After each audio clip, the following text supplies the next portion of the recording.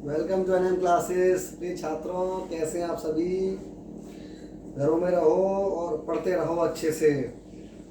तो अभी तक हमने अशोक के बारे में जाना और एक उनका आखिरी जो शासक था मौर्य काल का, बृहदर्थ, उसके बारे में ज़्यादा बताने की मुझे आवश्यकता है नहीं।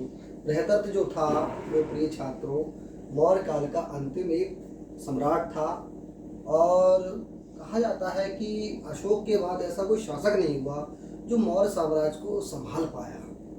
साम्राज्य तो बहुत बृहद स्तर तक फैल गया था अशोक का, लेकिन उस वो कहते हैं ना कि हर किसी को घी हजम नहीं होता, तो वही हाल हुआ था कि वो उनके जो उत्तराधिकारी जो शासक थे वह उस राज्य को संभालने में विफल साबित हुए।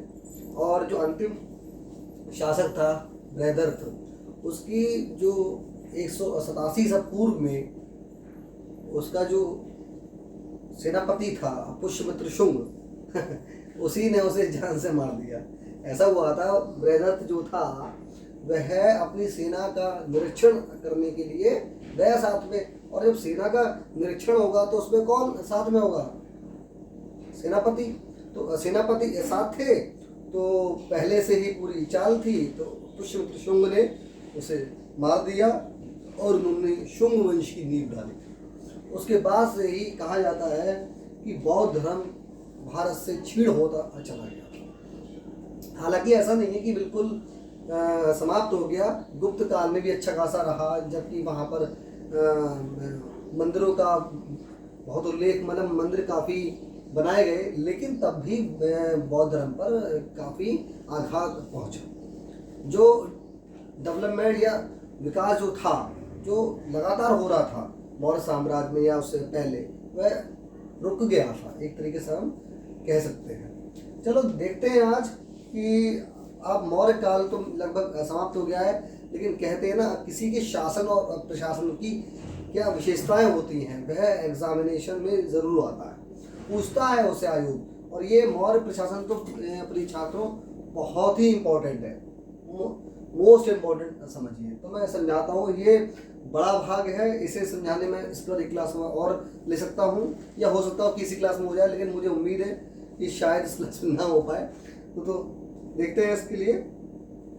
तो मौर्य काल जो था ये छात्रों, परिवर्तनात्मक प्रशासनिक बदलाव व विस्तृत प्रशासन के लिए उल्लेखनीय भी माना जाता है। तो इसमें हम देखते हैं कि जो मौर्य काल का जो प्रशासन था वो केंद्रीकृत शासन था। संघवाद, जैसे हमारे यहाँ देखिए बहुत चीज़ें जो हमारे संविधान में है वो मौर्य काल से, मैं कहूँगा नहीं कि ऐसा है, लेकिन मिलता जुलता काफ़ी है। देखो जैसे यहाँ पर क्या है, केंद्रीकृत शासन, और हमारे देश की विशेषता क्या है? संघवाद शासन, जो कि कहाँ से ली गई है? मेरा ये प्रश्न है आपसे, जो संघवाद की व्यवस्था है, संघवाद शासन है, वो भारत में किस देश से ये ऐसा शासन लिया गया है? इसका उत्तर आपको देना है मेरे इंस्टाग्राम चैनल पर, या जो आप मेरे वीडियो देखेंगे उस चैनल पर कमेंट के रूप में आपको इसका उत्तर देना है। क्या कि भारत में संघवाद की जो शासन की विशेषता है वो किस देश से ली गई है? ठीक है, ये आज का ये आपके लिए होमवर्क है। उसके बाद क्या था कि जो पूरा शासन था, देश था, वो प्रांतीय भागों में आगे बटा हुआ था। जैसे हमारा देश है जो आज स्टेट्स में या राज्यों में बटा हुआ है, ऐसे ही देश जो था उस समय प्रांतों में बटा हुआ था। अच्छा, प्रांतों का जो एक तरीके से, जैसे आज क्या होते हैं राज्य में गवर्नर होते हैं, ऐसे ही उस समय प्रांतों में क्या होते थे? वायसराय, सूबेदार होते थे। ठीक है, और उस समय मौर्य प्रशासन में जो पैतृक निरंकुशता पर जोर दिया गया है। ठीक है, विशेषकर अशोक ने दिया है, और प्रांतों में विभाजित था, और जिसमें प्रांत का जो मुखिया होता था वो कौन होता था प्रिय छात्रों? वायसराय होता था। ठीक है, तो अर्थशास्त्र में कौटिल्य ने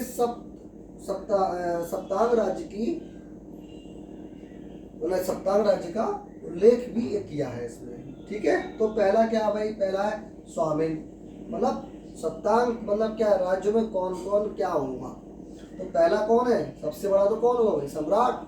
ठीक है, उसके कहते थे स्वामिन या सम्राट। तो सम्राट की कुछ अंग रक्षिकाएं भी होती थी, व्यक्तिगत उसकी कुछ अंग रक्षिकाएं का मतलब आप समझ ही रहे होंगे, महिला अंगरक्षक भी उस समय होती थी, जो कि काफी तेज होती थी, ये तीरंदाजी में बहुत निपुण होती थी वो। ठीक है, तो सम्राट के स्थिर गुप्तचर भी होते थे, उसकी एक संस्था भी होती थी।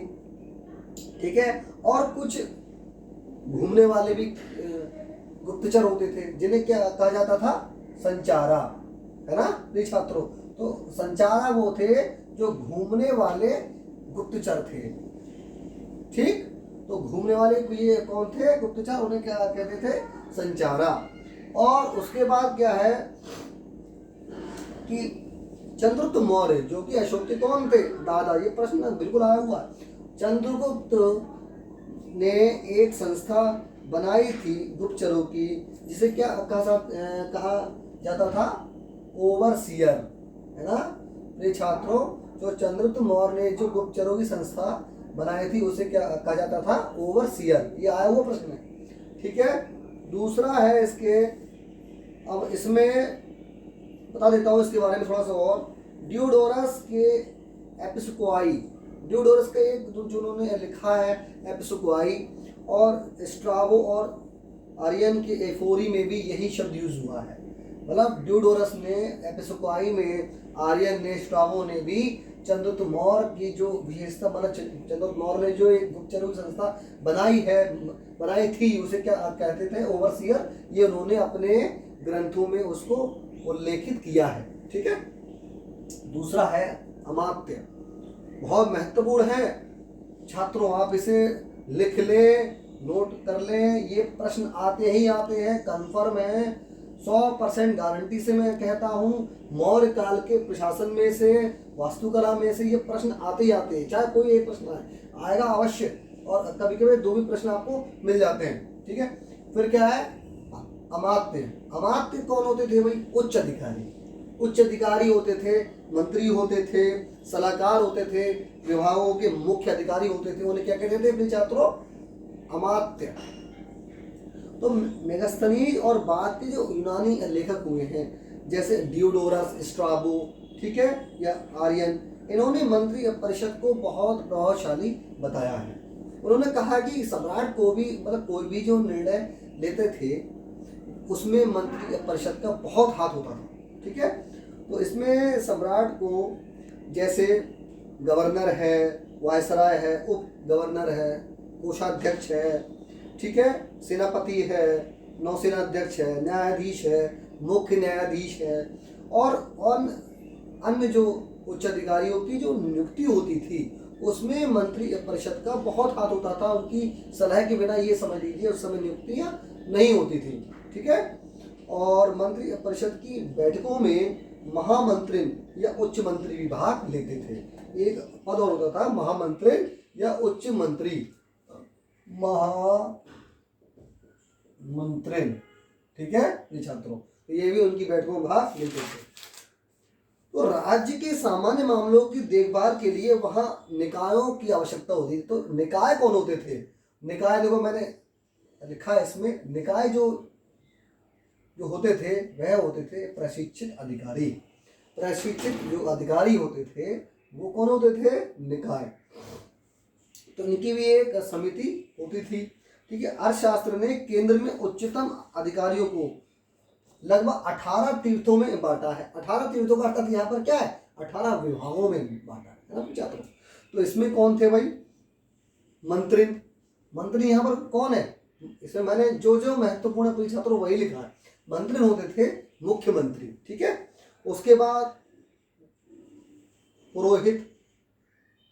पुरोहित तो आप जानते ही, वो तो आज भी होते ही। तो पुरोहित कौन होते थे, मुख्य पुजारी। जो मुख्य पुजारी होते थे उन्हें क्या कहते थे, पुरोहित। ठीक है, फिर युवराज। युवराज कौन होता था, उत्तराधिकारी। वो कहते हैं ना कि जब बिंदुसार, सुशील, अशोक, श्यामक से क्या कहते थे, राजकुमार, युवराज नहीं कहते थे। उन्हें मालूम है कि इनमें से भी कोई युवराज नहीं है, लेकिन चाणक्य ने अशोक को युवराज कहा है। चाणक्य बड़े बूढ़े हो गए थे, और एक बार चाणक्य की वजह से ही अशोक की जान बची थी प्रिय छात्रों। ये प्रकरण है बहुत बड़ा, लेकिन उसको मैं अभी बताऊंगा नहीं क्योंकि क्लास फिर डिस्टर्ब होगी। देखते हैं इसके आगे फिर क्या है। सेनापति, सेनापति कौन होता था? प्रधान सेना का जो अध्यक्ष होता था, ठीक है। तो इसमें महत्वपूर्ण विभागों के कुछ अधिकारी होते थे। इसमें फिर था अमात्य। अमात्य जो थे वो कौन थे भाई? बता चुका हूं मैं आपको। अमात्य जो थे वे छात्रों को जो सर्वोच्च प्रशासनिक और न्यायिक नियुक्तियों को भरते थे। कौन थे अमात्य? जो प्रशासनिक जो सर्वोच्च अधिकारी होते थे उनकी नियुक्ति जो करते थे वो कौन होते थे? अमात्य होते थे, ठीक है। तो महामात्र और अध्यक्ष के नाम से भी ये लोग जाने जाते थे। जो अमात्य होते थे वो महामात्र के नाम से भी जाने जाते थे, ठीक है। अध्यक्ष या प्रशासनिक और न्यायिक अधीक्षक। अच्छा, कुछ जो तुम्हारे महामात्र या जो अधीक्षक होते थे उन्हें मेगास्थनीज ने एस्ट्रोनोमाई की संज्ञा दी है, ठीक है। मेरे छात्रों, महामात्र जो अध्यक्ष वगैरह होते थे उनको मेगास्थनीज ने एस्ट्रोनोमाई की संज्ञा दी है, या अपने जो ग्रंथ वगैरह है उसमें एस्ट्रोनोमाई नाम से उल्लेखित भी किया है, ठीक है। अब इन्होंने तो ये कहा है, मतलब मेगास्थनीज ने क्या कहा है? एस्ट्रोनोमाई। और स्ट्राबो ने कहा है उनके लिए मजिस्ट्रेट। महामात्रों के लिए क्या कहा है? मजिस्ट्रेट। मजिस्ट्रेट की हिंदी क्या होती है? दंडाधिकारी, ठीक है। और विभिन्न आर्थिक विभाग होते थे, जैसे कृषि, खनन, ठीक है, बुनाई, व्यापार। तो इसको चलाने के लिए भी लगभग अर्थशास्त्र में 27 विभागों की भी 27 जो विभाग होते थे, मतलब जो कृषि, खनन और भी जो क्षेत्र थे उनको चलाने के लिए भी अर्थशास्त्र में 27 विभागों का उल्लेख है, ठीक है। इसमें आप क्या बात करते हैं?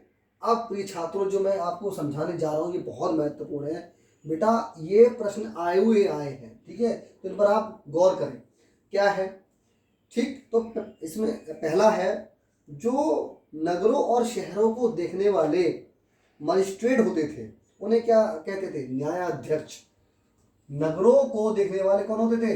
न्यायाध्यक्ष या नगराध्यक्ष।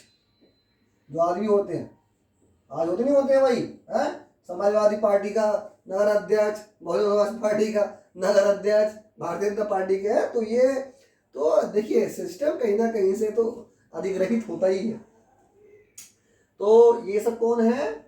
उस समय नगरों को, शहरों को देखने वाले या उन पर जो न्यायिक अधिकार होते थे उन्हें क्या कहते थे? न्यायाध्यक्ष या नगर अध्यक्ष, ठीक है ना। इसके बाद है जो सेना की देखभाल करने वाले होते थे। जो सेना की देखभाल न करते थे उन्हें क्या कहते थे? ये प्रश्न आया हुआ है। उसे कहते थे प्रिय छात्रों बालाध्यक्ष। क्या कहते थे? बालाध्यक्ष कहते थे, जो सेना की देखभाल करते थे, ठीक है। अधिकारियों की उच्चतम व निम्नतम श्रेणियों के वेतन में काफी अंतर था, ठीक है। देखते हैं क्या अंतर था भाई। यह अंतर था कि मुख्यमंत्री और सेनापति की वेतन का जो रेशियो था उस समय 1:96 का था, ठीक है। तो ये अंतर था। पूछ सकता है कि मुख्यमंत्री और सेनापति के बीच का जो अनुपात था वो क्या था, उनके वेतन का क्या अनुपात था। तो अगर उसमें ऑप्शन में आ सकता है तो यही आपका ऑप्शन ठीक होगा, 1:96, ठीक है। अब बात करते हैं समाधात्री। अब क्या है देखते हैं भाई। समाहात्री, सॉरी प्रिय छात्रों, ये बेटा समाहात्री है, समाधात्री नहीं है, समाहात्री। तो ये समाहात्री क्या था भाई? जो मुख्य राजस्व संग्रह करता था। कौन थे भाई? जो मुख्य राजस्व संग्रह करता था उसे क्या कहते थे? समाहात्री, ठीक है। ऐसा कहा जाता है कि बिहार में आज भी डीएम साहब को समाहात्री कहते हैं, क्योंकि डीएम का भी ये भाई, डीएम एक तरीके से मुख्य राजस्व संग्रह करता, एक तरीके से इनडायरेक्ट वे में क्या, क्योंकि ट्रेजरी के हेड होते हैं डीएम साहब, ठीक है। फिर क्या है?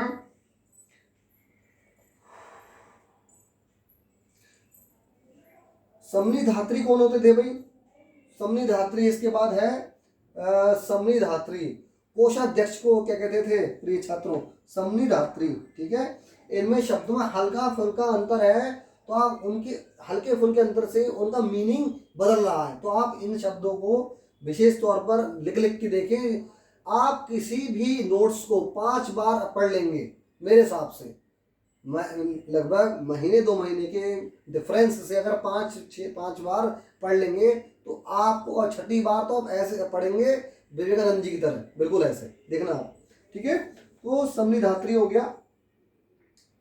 जो शाही भंडारकों का कौन होता था, प्रधान होता था समृद्धात्री या कोषाध्यक्ष। ठीक है मेरे छात्रों, अब बात करते हैं अक्ष पटाला। ये भी आया हुआ है, जो आया हुआ है उस पर पॉइंट या आपको निशान लगा दे रहा हूं। तो अक्ष पटाला कौन होते थे बेटा, ये है बहुत इंपॉर्टेंट, दस्तावेज हिसाब किताब जांच का पद इस पर होता था। दस्तावेज क्या होता है भाई, डॉक्यूमेंट्स आपके, दस्तमीज हाथ होते हैं, वो कहते हैं ना बकरे के क्या खाने हैं, दस्त खाने हैं मुझे, तो ये नहीं पता दस्त क्या होता, लेकिन जो खाने वाले होते हैं दुकान पे आते हैं कि साहब मुझे बकरे के दस्त चाहिए, अब ये नहीं पता दस्त क्या, वो दे देगा चाहे पीछे का हिस्सा चाहे आगे का हिस्सा, जो खाने वाले। तो दस्त होते हैं अगले पैर, मतलब हमारे जो हैंड्स होते हैं उनके कहते हैं छात्रों दस्त। दस्तावेज, हाथों में जो डॉक्यूमेंट्स आएंगे उन्हें क्या कहते हैं, दस्तावेज। ठीक है, तो दस्तावेज जो होते थे, दस्तावेजों का जो अधिकारी होता था, जो हिसाब किताब जांच का जो अधिकारी होता था, उसे क्या कहते थे अपने छात्रों, अक्ष पटाला। ये महत्वपूर्ण है। ठीक है सर, आप नहीं आ रहे हो वीडियो में। तो ठीक है, अब इसमें देखते हैं द्वारिका। द्वारिका बहुत इंपॉर्टेंट है। द्वारिका में क्या था भाई, द्वारिका ये था कि महल के परिचारकों का जो प्रमुख होता था वो कौन होता था अपने छात्रों, द्वारिका। ठीक है, अच्छा, तो इन पदों पर नियुक्त करने के निरीक्षकों का जो अधिकारी होता था उसमें भी बड़ा विचार है। विचार क्या है कि धार्मिक कार्यों के लिए जो अधिकारी नियुक्त किया जाएगा उसके लिए भी एक विशेष, जैसे कहते नहीं है कि अगर आपको आज सिविल ऑफिसर बनना है, सिविल सर्विस का जो सर्वेंट अगर आपको बनना है, वो कहा जाता है, लेकिन वो नौकरशाह होते हैं, अधिकारी होते हैं। तो उसके लिए क्या होता है, यूपीएससी एग्जाम होता है? राज्य में क्या होता है, यूपी पीएससी होता है। तो ऐसे ही छात्र उस समय भी व्यवस्था थी। कैसी व्यवस्था थी, व्यवस्था ये थी कि अगर धार्मिक कार्यों के लिए जो नियुक्त अधिकारी होते थे तो उन्हें धर्मोपदा सुधा से गुजरना होता था।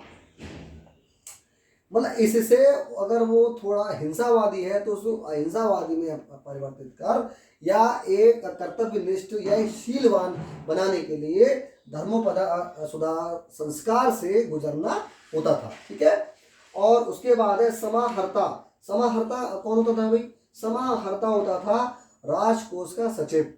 ठीक है,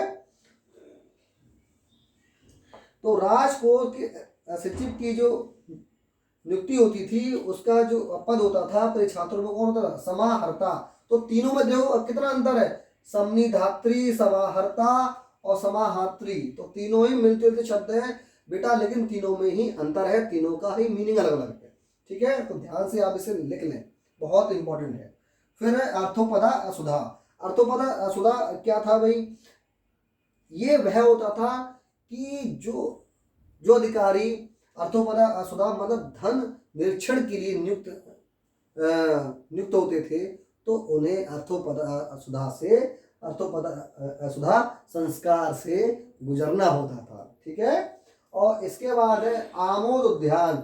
आमोद उद्यान जो आज कहते हैं बगीचे का जो अधिकारी होता था।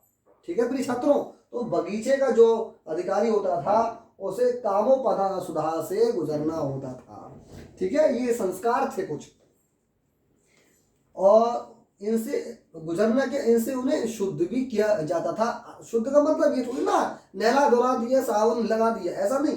शुद्ध का मतलब उन्हें ऐसा ज्ञान दिया जाता था कि आपके ये कार्य है, आपको ये आज से ये कार्य करने हैं, आपके ये ड्यूटीज है ना। तो यही एक तरीके से वह है उस समय के काल में संस्कार थे।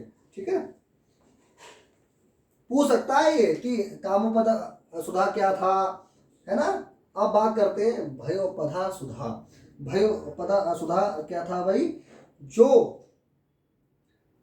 मतलब जिन्हें साहसिक तत्काल कदम उठाने की आवश्यकता होती थी, उन्हें जाओ तुरंत मार के आओ, तो उन्हें भयोपद असुधा संस्कार से भी शुद्ध किया जाता था।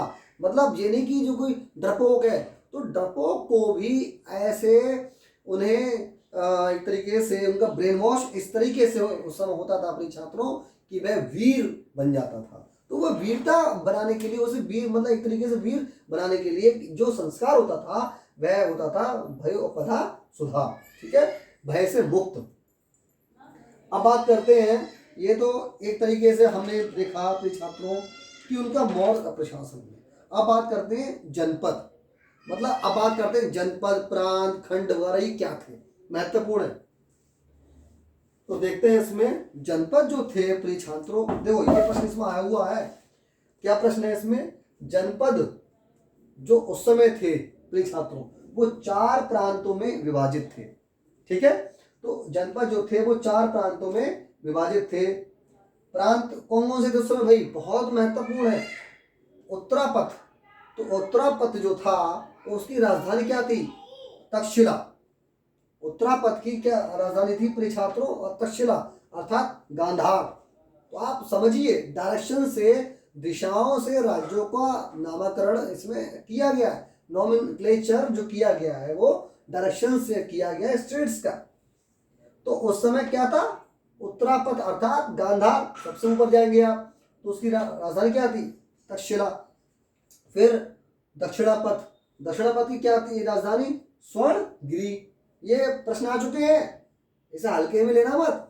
ये यही है कि उसमें ये आया था कि मौर्य काल के राज्य जो था, प्रांत था उत्तरापथ, उसकी राजधानी क्या थी? तो यही प्रश्न आया था प्रिय छात्रों।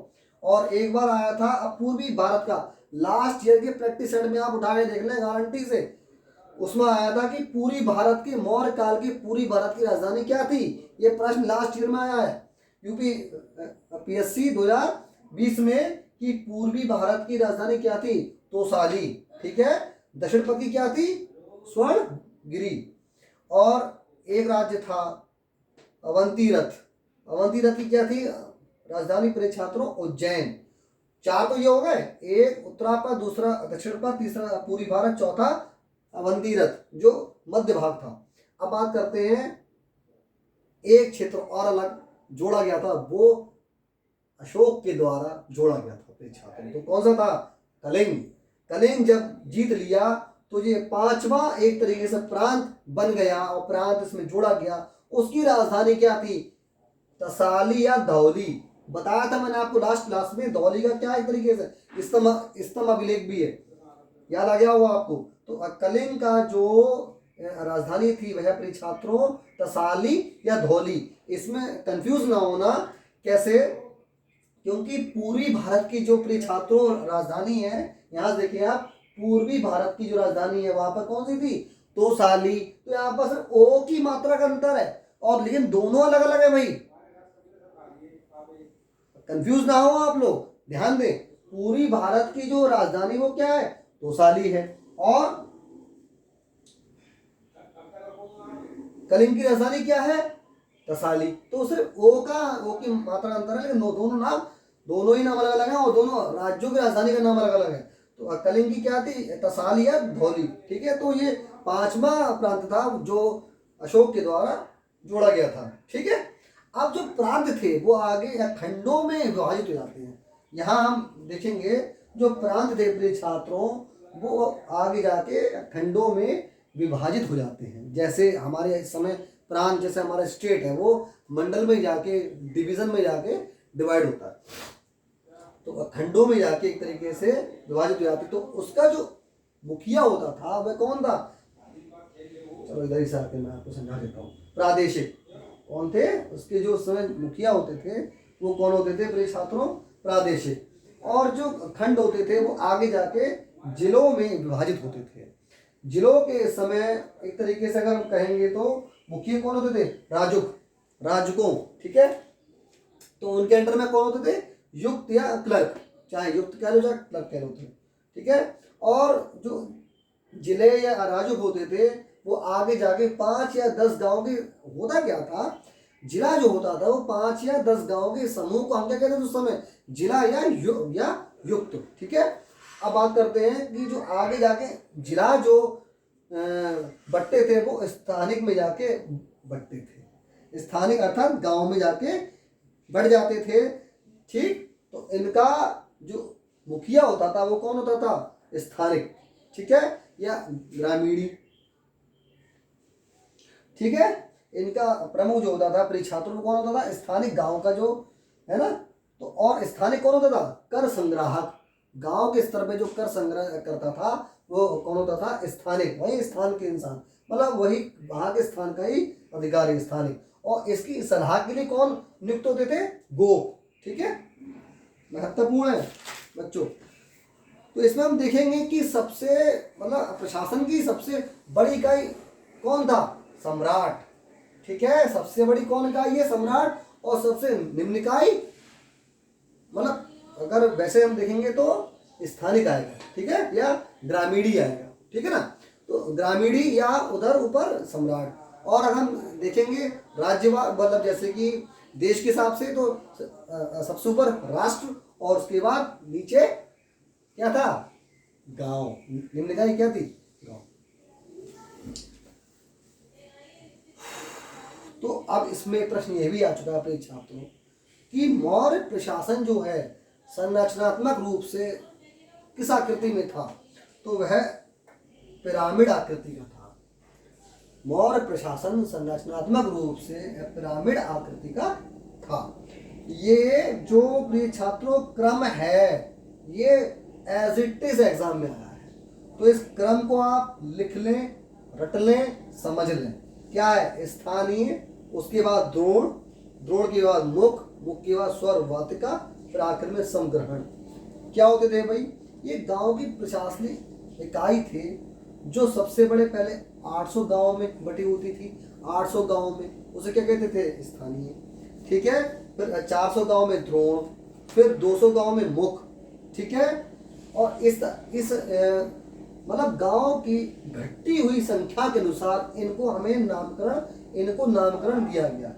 जैसे आपसे गांव बढ़ेंगे तो उसको हम एक तरीके से आरोही क्रम में ले आएंगे, और गांव की जो संख्या है घटती हुई संख्या होगी तो उसे हम अवरोही क्रम में ले आएंगे और उसके अनुसार ही उनका नाम होगा, ठीक है ना।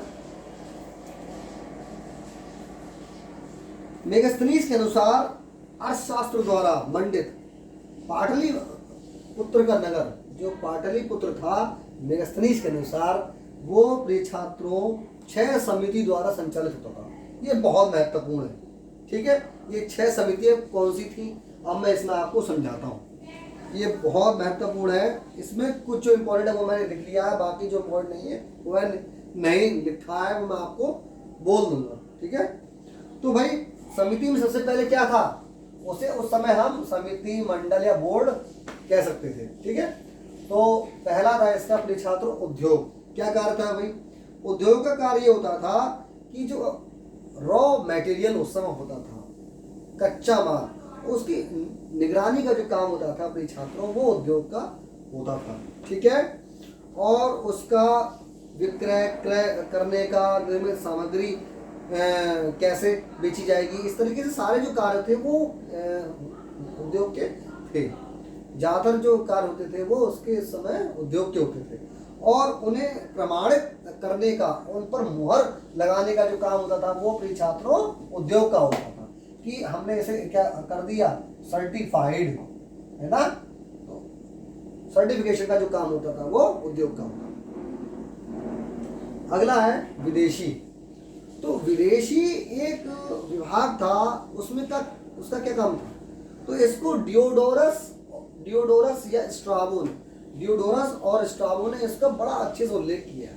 उन्होंने कहा है कि अगर कोई विदेशी होता था और उस राज्य में अगर उसकी मृत्यु हो जाती थी या उससे कोई परेशानी होती थी तो तुरंत जो विदेशी विभाग होता था, उसका जो उच्च अधिकारी होता था, वो उसकी हेल्प के लिए तुरंत वहाँ जाता था और उसकी हेल्प भी करता था। उसकी सहायता जो हो सकती थी उस समय के अनुसार वह करता था।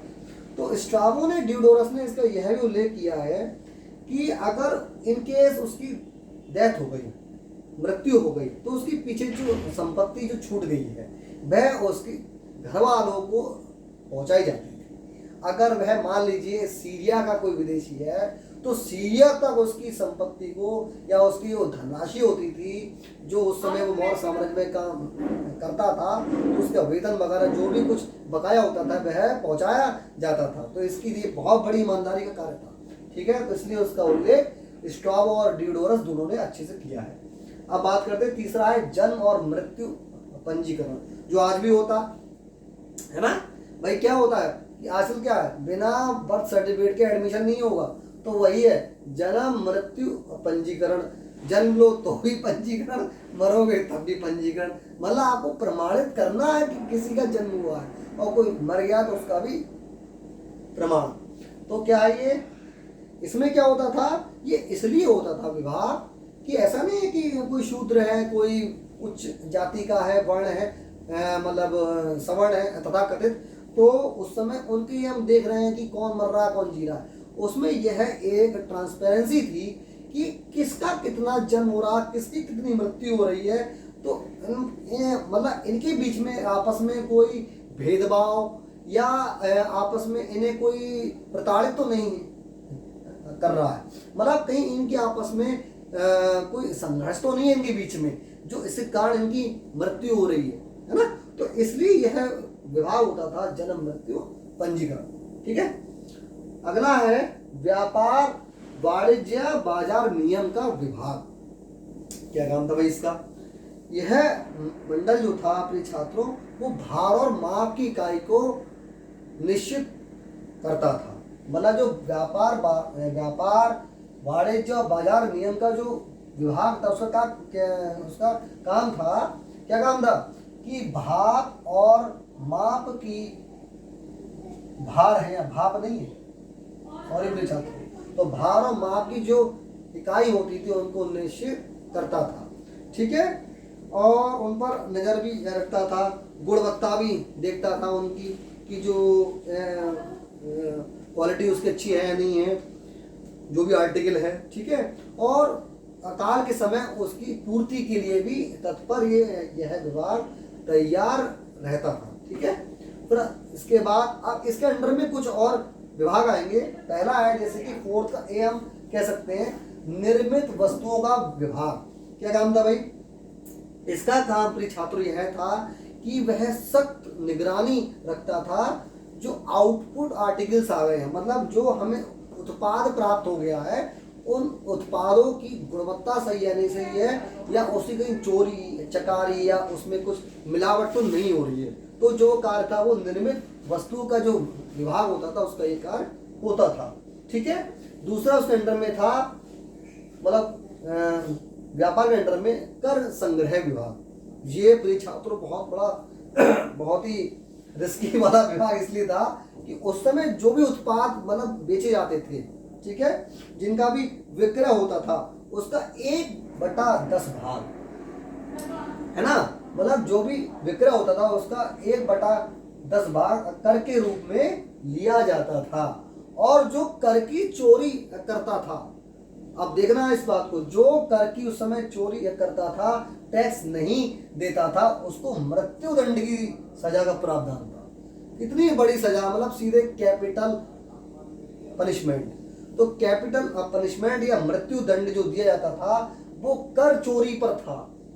देखना रहे हो आप, 1/10 भाग भी अगर आपने नहीं दिया, मान लो 100 रुपए की चीज किसी ने बेची है तो उसके 10 रुपए उसको जो टैक्स है वो भी अगर आपने बचा लिया तो उस समय आपको मृत्यु दंड दिया जा सकता था। ठीक है, तो ये प्रश्न पूछ चुका है कि मृत्यु दंड का प्रावधान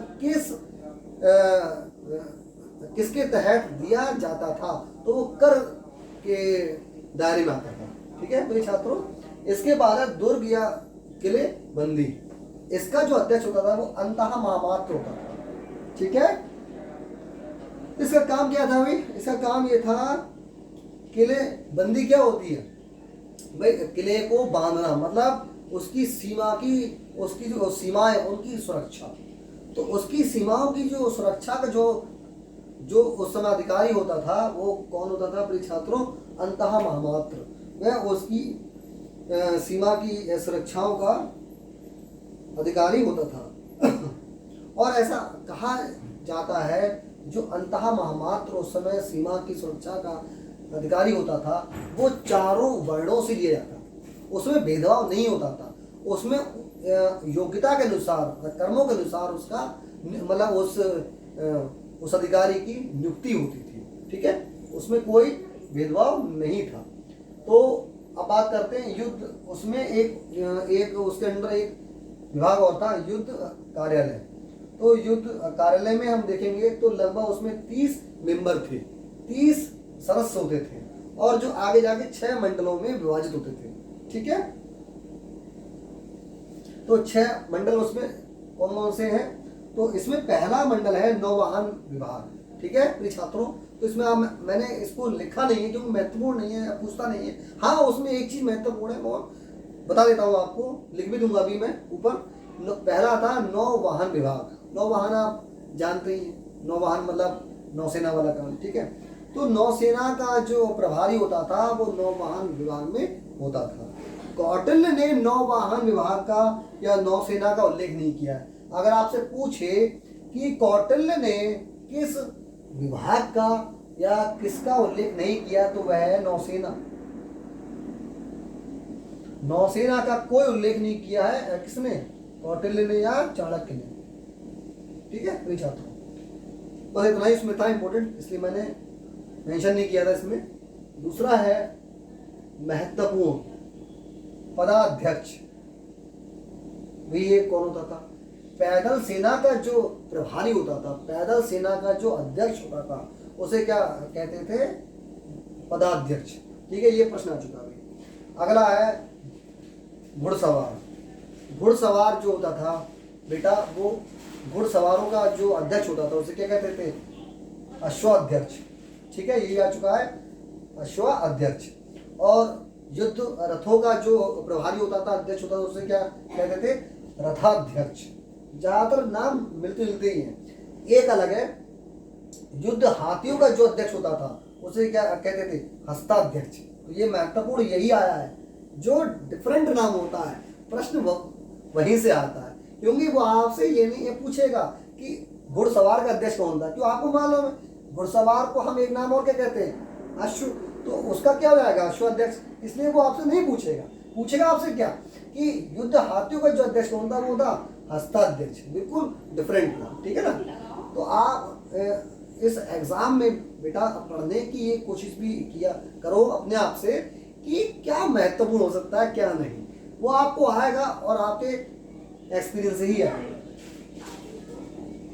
फिर इसके अंदर में और होते थे छात्रों जो सैनिक होते थे, इसके बाद जो होते थे वो जो सैनिक होते थे, सैनिक में इसमें था मौला। उस समय सैनिक दो होते थे, दो प्रकार के होते थे, मतलब दो नहीं। तो एक प्रकार था उसमें मौला। मौला क्या थे भाई? जो वंशानुगत योद्धा थे। जैसे मान लीजिए किसी के बाप दादाओं ने काम किया है मौर्य प्रशासन में सैनिक के रूप में, तो उनके बेटे, उनके नाती, उनके पोते, तो वंशानुगत जो सैनिक होते थे उन्हें क्या कहते थे उस समय भाई छात्रों? मौला। और उसके बाद जो होते थे दूसरा प्रकार जो था सैनिकों का, वो कौन सा था? भारती का। भारती का कौन था भाई? जो किराए के सैनिक होते थे। ठीक है, किराए के जो सैनिक होते थे उन्हें क्या कहते थे छात्रों? भारती का। ये वन्य जनजाति और सैनिक और सहयोगी द्वारा जुटाए जाते थे। ठीक है, तो आज की क्लास को हम प्रिय छात्रों यहीं रोकते हैं, विराम देते हैं। इसके बाद जो इसमें रह गया है वो कोश और दंडबल, और एक सातवां इसका है मित्र, और लगभग फिर मौर्य समाज और मौर्य कला और वास्तुकला बचा हुआ रह गया है, वो मैं आपको नेक्स्ट क्लास में बता दूंगा। और इसके साथ ही हमारा मौर्य साम्राज्य समाप्त हो जाएगा, मतलब मौर्य साम्राज्य आपके एग्जाम के पॉइंट ऑफ व्यू से कंप्लीट हो जाएगा।